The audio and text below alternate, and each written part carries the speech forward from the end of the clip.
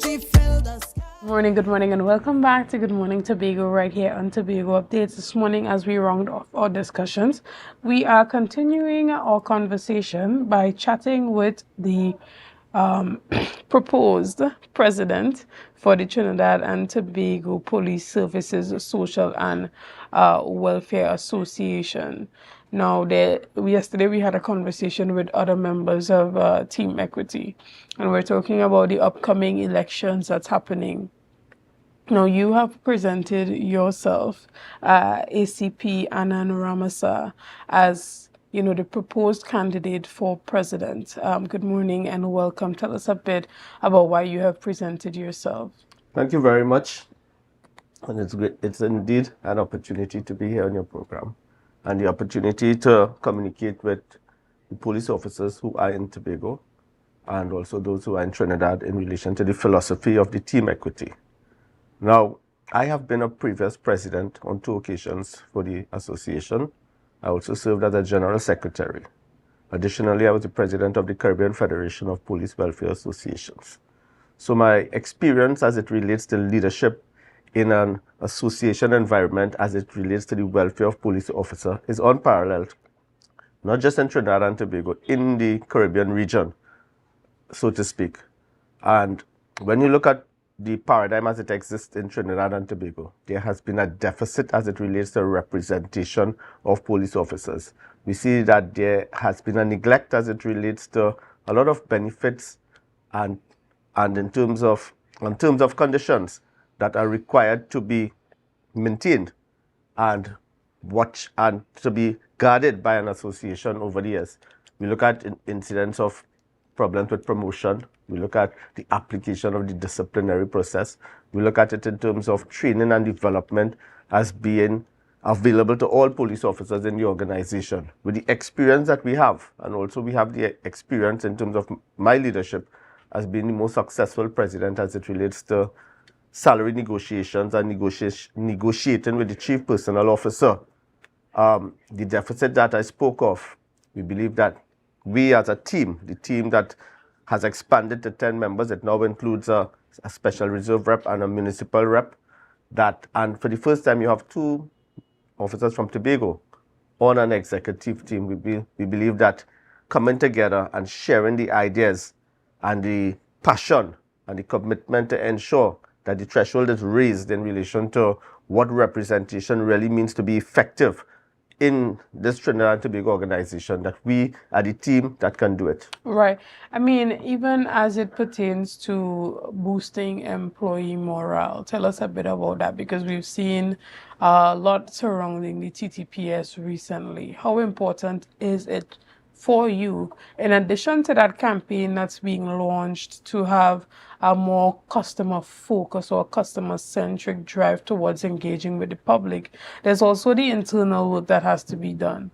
How important is it for that investment in, the human capital development and employee morale? Employee morale is extremely, extremely important when it comes to policing or in any job that you do. It is important that employees incur a level of job satisfaction, that they feel that the employer is not shortchanging them in relation to what are their expectations. And there are a number of issues in the T.T.P.S. that is adversely affecting employee morale. Let's look at in relation, 1, you had the collective agreement, the negotiations. It was a disappointment for all police officers when the incumbent settled for 002. It has been the lowest in at least the last 2 decades as far as salary negotiations has taken place over the years. And that does not address the issue in terms of rising food prices, rising cost of living for police officers, so that our salary the value of it is much less than it should be, notwithstanding that we have had the salary negotiations. When you look at equity in terms of quality of work life, the job place in many divisions, and you look at Scarborough Police Station, for instance, it has been deplorable for many years. Notwithstanding the complaints have been there, perpetually over the last 20 years, nothing sufficiently has done to alleviate the concerns in relation to that. You look at promotion expectations, the blunders over the last couple promotions with respect to promotion in the TTPS. Look at the issue with the inspectors. Many of them are going into retirement and not experiencing the opportunity, not securing the opportunity to transition in the first division. So their work life is cutting short. You have the special reserve police officers who it has been bandied out about in the police service as being exploited by the organization. There is no equal pay in relation to equal work being done in a lot of instances. Understood. And, even as it pertains to those salary negotiations, would you, as the president at the helm, if you win this election, would you be going back to that negotiation Immediately. table? Immediately, we will be going back to the negotiation table. As it is, we are outstanding by one collective agreement period, and by the end of 2025, there will be 2 outstanding periods, so that it is necessary to submit a salary proposal within the first 4 weeks of going into office. Right. And even as we look at, the salary increases that have been happening across the board, we saw just last year where the SRC had recommended an increase in salary for public officials, and we saw a huge increase. Why is it important to ensure that the playing field is leveled, particularly when we look at, officers and how they serve, and why it's important for persons to come out and vote for a team that will be championing their cause as it pertains to compensation? Well, one thing about it is that we do not incur any salary envy in relation to our organization. What we want is fair compensation for our workers, for our officers. And when you look at some of the things that have impacted on the duties and responsibilities of police officers, and no one has addressed the compensation issues that remain unanswered over the years. Let's take, for instance, the AJIPA, which is the Administration of Justice Indictable Proceedings Act. Police responsibilities as it relates to processing of persons in custody, attending court, all these things have changed. Police officers basically have to be internet savvy, which is not part of the job requirement or the training. You have to operate like data entry clerks on a daily basis. And these things, some of these duties are full-time occupations of persons outside the service, and in some instances, getting salaries that exceed that of the police officers who are required to perform this as part of their job description on a daily basis. Notwithstanding, those duties and responsibilities have never been taken into consideration as duties that require compensation.